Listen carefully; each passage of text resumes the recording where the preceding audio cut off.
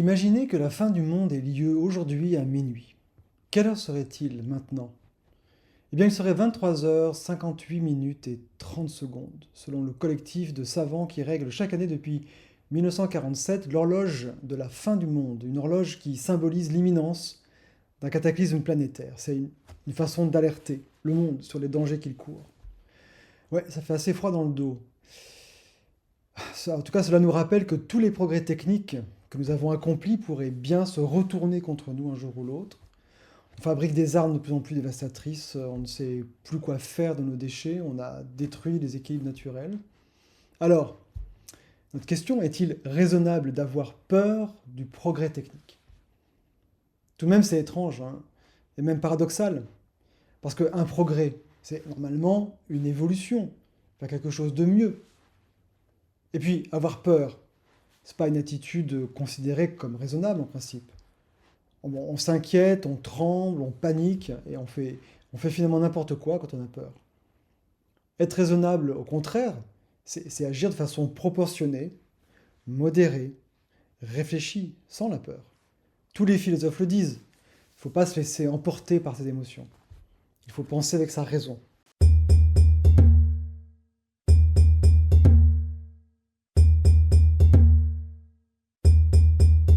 Mais au fait, qu'est-ce qu'on appelle vraiment le progrès technique? Descartes peut nous éclairer ici, sur ce point. Selon lui, la technique, c'est une application de la science. Grâce à la science, on connaît la manière dont toutes les causes et les effets s'enchaînent dans la nature. On observe des effets, et à partir d'eux, on remonte à leurs causes naturelles. Avec la technique, on va dans le sens inverse. Grâce à notre connaissance des causes, on peut produire artificiellement certains effets.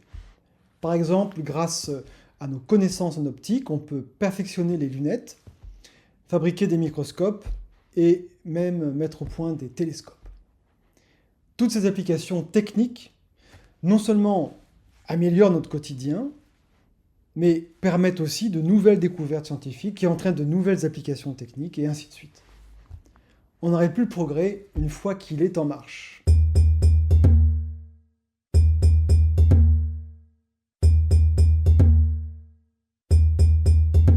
Descartes dit que grâce aux machines, on pourra travailler moins et que les progrès en médecine permettront de vivre plus longtemps et en meilleure santé.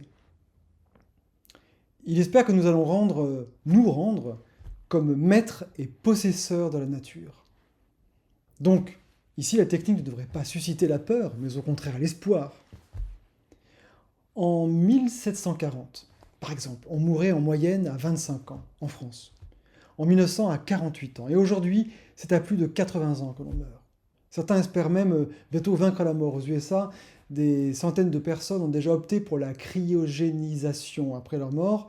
Leur cadavre restera conservé dans l'azote liquide à moins 196 degrés Celsius en attendant que les progrès techniques puissent un jour leur redonner la vie. Ou pas.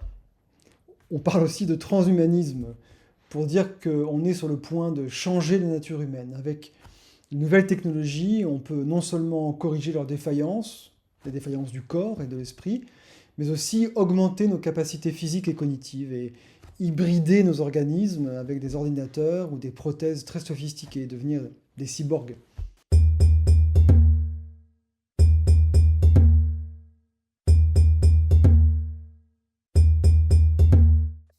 Bon, ça va assez loin quand même, mais on ne va pas jouer aux apprentis sorciers. Bon, c'est vrai que cet optimisme n'est pas très raisonnable.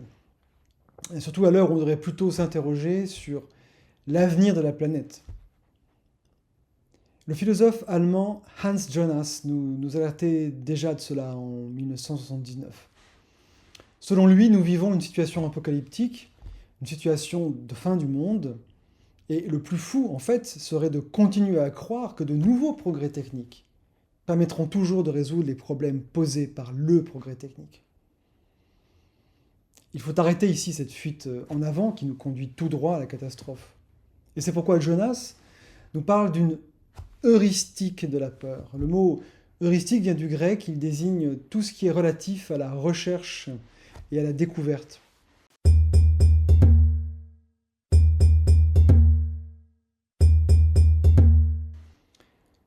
Et la peur peut être une bonne méthode pour anticiper l'avenir et éclairer nos choix présents.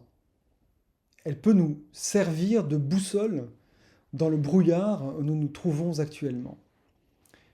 Si nous ne voyons pas où va nous mener un procédé technique à notre disposition, par exemple le clonage ou les manipulations génétiques, le mieux est de s'abstenir de l'utiliser en attendant d'y voir plus clair. Si on a des raisons de craindre pour la préservation de la vie humaine sur Terre, par exemple avec l'industrie nucléaire, le mieux c'est de chercher alors d'autres solutions.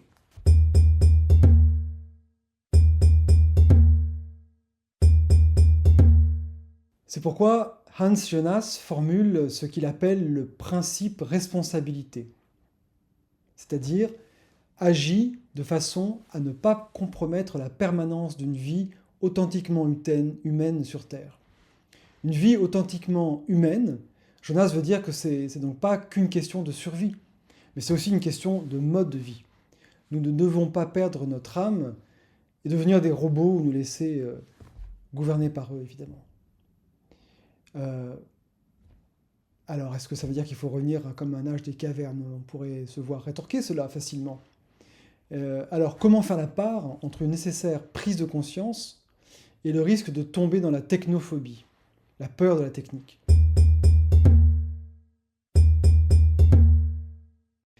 Gilbert Simondon pense que le plus raisonnable est d'avoir une position évidemment mesurée.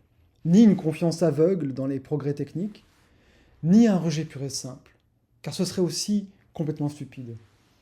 Pour lui, le rejet de la nouveauté est souvent le résultat de l'ignorance et de l'incompréhension. C'est comparable au rejet de l'étranger. On en a peur parce qu'on ne le connaît pas. De même, la machine, c'est l'étrangère. Pourtant, il y a de l'humain dans la machine. Les objets techniques font partie de notre culture, ils manifestent notre intelligence. Il ne faut pas les voir comme étrangers à nous. Il faut tout simplement mieux les connaître. Et donc Simondon plaide pour une meilleure éducation technique. Tout comme on propose des séances d'éducation aux médias à l'école pour apprendre aux jeunes à faire un meilleur usage des écrans et d'Internet, eh bien au fond, ce n'est pas du progrès technique qu'il faut avoir peur, mais plutôt de notre manque de préparation face à lui. Le danger ici n'est pas que le progrès technique soit trop rapide, mais que nous soyons trop lents.